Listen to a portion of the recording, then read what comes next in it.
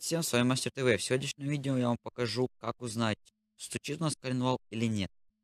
Для этого, конечно, нам нужно, понятно, что снять крышку клапанов, цилиндр, поршень, убрать палец, чтобы у нас только остался шатун, ну и все. Значит, чтобы так узнать, мы просто, значит, короче, давим. Может, не знаю, не слышно, но у меня слышно большой люфт. Может, его не будет слышно. Значит, берем вот так двумя пальцами и чем-то начинаем просто рукой бить сюда. И у нас получится сейчас. Вот сейчас я ударю, вы посмотрите.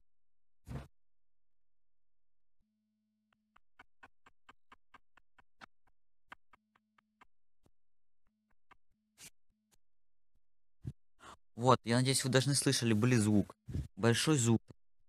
Если у вас бы канал был бы целый, если вы так били, там бы постороннего звука просто никакого бы не было. Ну это значит все, канал просто хана. И сильный боковой люфт у него тоже очень сильный. Он должен быть, но не такой сильный. Ну, как вы слышите звук. Ну все, канал хана. Меняем. Ну, короче, спасибо за просмотр, ставим лайк, пока.